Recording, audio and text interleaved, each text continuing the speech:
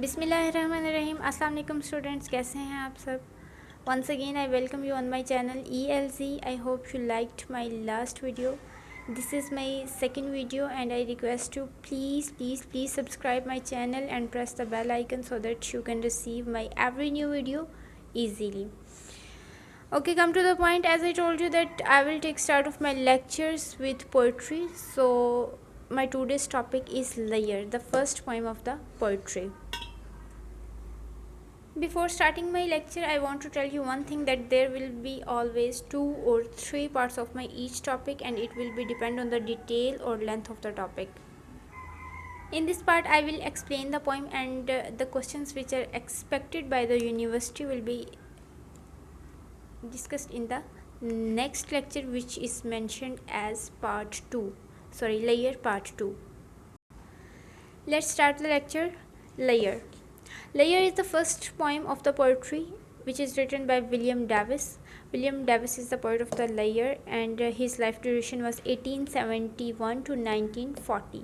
William Davis के बारे में अब मैं आपको बताती हूँ कि विलियम डेविस ने सबसे पहले एक फ़ोटो फ्रेम मेकर के पास एक शागिर्द के तौर पे काम किया था। उसके बाद इसने इंग्लैंड में स्ट्रीट सिंगिंग भी की है, लेकिन 1905 में इसने अपनी पहली जो बुक थी वो पब्लिश करवाई थी, जिसका नाम था द साउल डिस्ट्रॉयर्स। उसके बाद जो इसकी बाकी पोएम्स थी वो भी ऐसा ऐसा पब्लिश होती गई, और ये एक फेमस पोइट जो है वो बन गया। तो इसकी जो ज़्यादातर पोएम्स होती हैं वो नेचर के बारे में होती हैं। लेयर में भी इसने नेचर का टच दिया है, लेकिन लेयर का मतलब है फुर्सत, स्पेयर टाइम। तो as we see the title of the poem, it suggests us that this poem is about the availability of time for relishing the various delights of nature. And what delights he discussed? Let's read. This is the poem Layer on the textbook. So let's read the first verses of poem. In the first 2 verses, the poet asks us a question and says, What is this life if full of care? यहाँ पे मैं आपको बताती हूँ कि care का मतलब वैसे तो होता है एहतियात या हिफाजत, लेकिन यहाँ पे केयर का मतलब आएगा परेशानी या ज़िम्मेदारी। तो वो हमसे पूछता है कि ये ज़िंदगी क्या है जो परेशानी से भरी हुई है। We have no time to stand and stare. हमारे पास वक्त नहीं है कि हम 2 मिनट या थोड़ी देर के लिए कहीं रुक जाएं, एंड स्टेयर और किसी चीज़ को नज़र भर के देख लें। स्टेयर का मतलब होता है घूरना, यहाँ पे आएगा नज़र भर के देखना। हमारे पास टाइम नहीं है कि हम खड़े हो जाएं और थोड़ी देर के लिए किसी चीज़ को नज़र भर के देख सकें। This is the first line, what is this life if full of care. ये ज़िंदगी क्या है जो भरी पड़ी है परेशानियों से।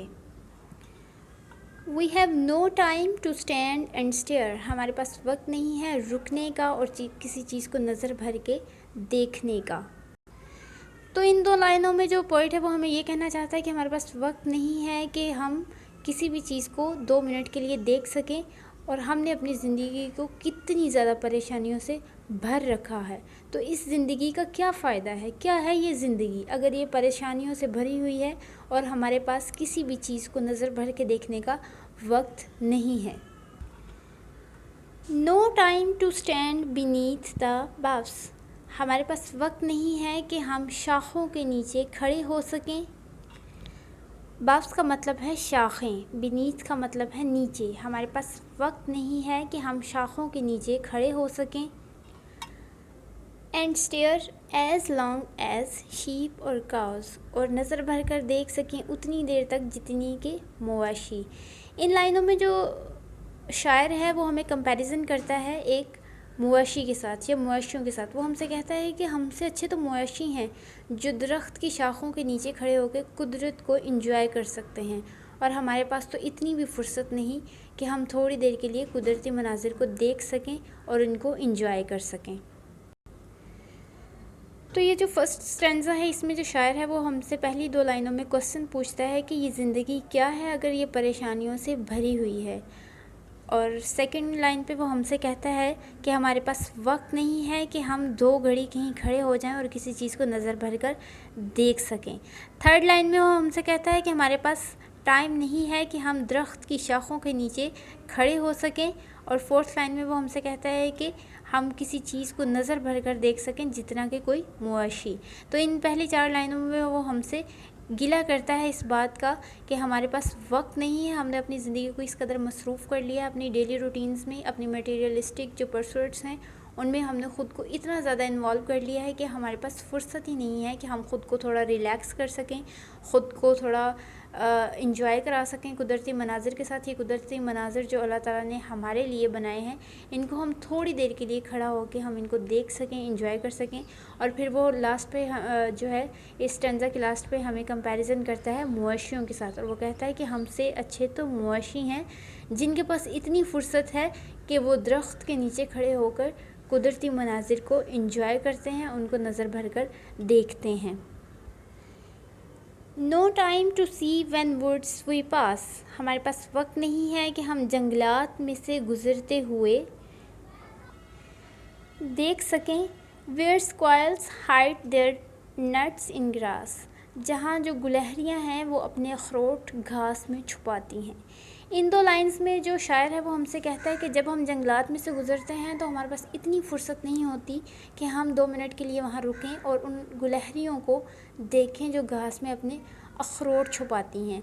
इस चीज़ को भी उसने नेचर से रिलेट किया है। डेफ़िनेटली जब हम बाहर कहीं आउटिंग पे जाते हैं तो हम देखते हैं परिंदों को, ये इस तरह की चीज़ों को, तो हमें ये चीज़ें बहुत अच्छी लगती हैं।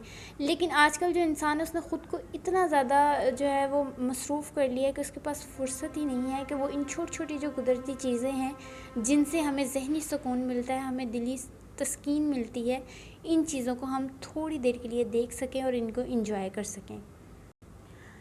तो इन 2 लाइंस में वो हमें ये कहता है कि हमारे पास जंगलात में से गुज़रते हुए टाइम नहीं है कि हम जो है वो गुलहरियों को घास में अपने अखरोट छुपाते हुए देख सकें। No time to see in broad daylight, हमारे पास वक्त नहीं है कि हम दिन की रोशनी में देख सकें।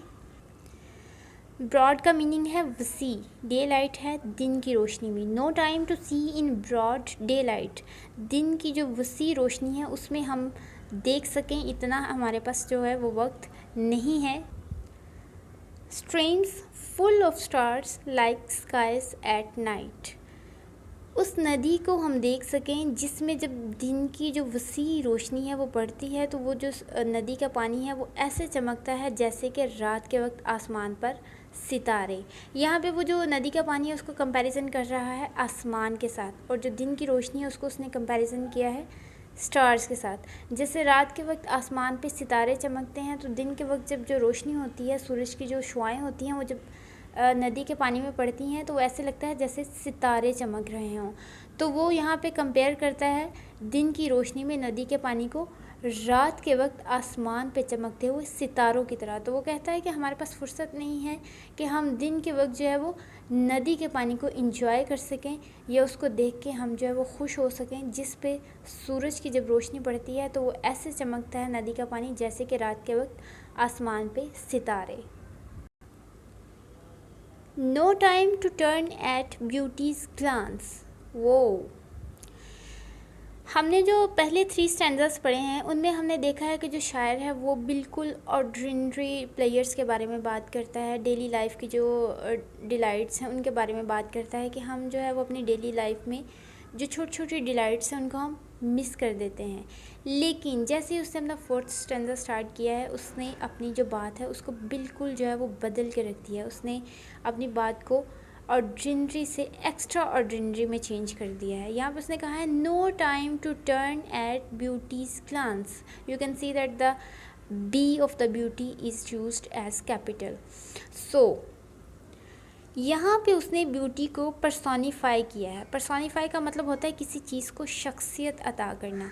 यहाँ पे उसने ब्यूटी को शख्सियत अता की है। It means that he is talking about a beautiful girl. यहाँ पे वो एक खूबसूरत दोशीज़ा के बारे में बात कर रहा है। वो कह रहा है कि हमारे पास वक्त नहीं है कि हम एक खूबसूरत दोशीज़ा को एक नज़र भर के देख सके। ग्लांस होता है एक नज़र देखना।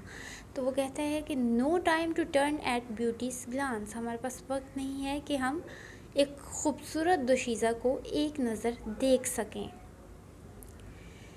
And watch her feet how they can dance, इस लाइन में वो कहता है कि हमारे पास इतना वक्त नहीं है कि हम एक ख़ूबसूरत दोशीज़ा को एक नज़र देख सकें और ये देखें कि किस तरह से जो उसके ख़ूबसूरत पाँव हैं वो रक्स करते हैं।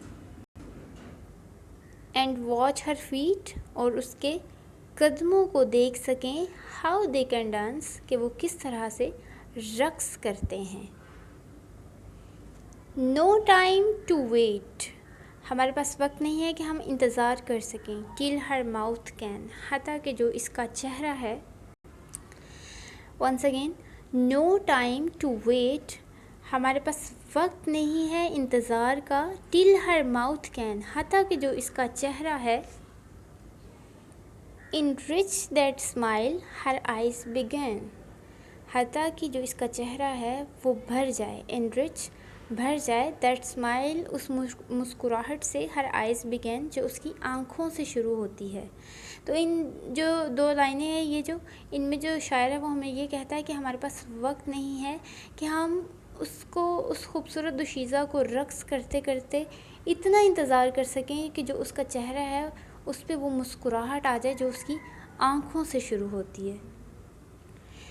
तो ये जो 4 लाइंस हैं ये पर्सोनिफाइड हैं, यानी इनमें जो शायर है उसने इन चारों लाइनों को पर्सोनिफाई किया है, शख्सियत अता की है। यहाँ पे उसने एक ख़ूबसूरत दोशीज़ा की बात की है। These lines are very important.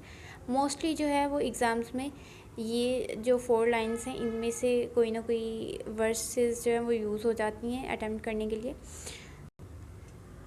So these 4 lines are very very important. अब जिस पोएम की लास्ट 2 लाइंस हैं, a poor life this if, इसमें जो शायर है वो हमें नसीहत करता है। वो कहता है कि अ पुअर लाइफ दिस, ये ज़िंदगी बहुत फ़जूल है। पुअर का मतलब होता है गरीब, बेकार। अ पुअर लाइफ दिस इफ़, ये ज़िंदगी बहुत ही बेकार है, फ़जूल है। अगर फुल ऑफ केयर, अगर ये भरी पड़ी है परेशानियों से और ज़िम्मेदारियों से।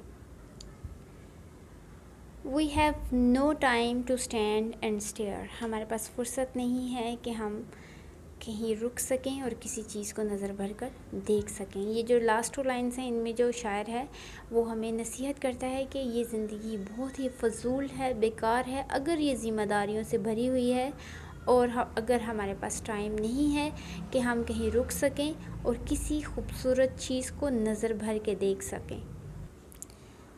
So we can see that in this poem the poet used very interesting and beautiful words to discuss about the materialistic life of person which we are spending nowadays. He used many players that we miss in our life. These players may be ordinary or extraordinary. This was my today's lecture. Thank you so much for watching it, and I request you once again, please subscribe my channel and press the bell icon. Allah Hafiz. See you in the next lecture, inshallah.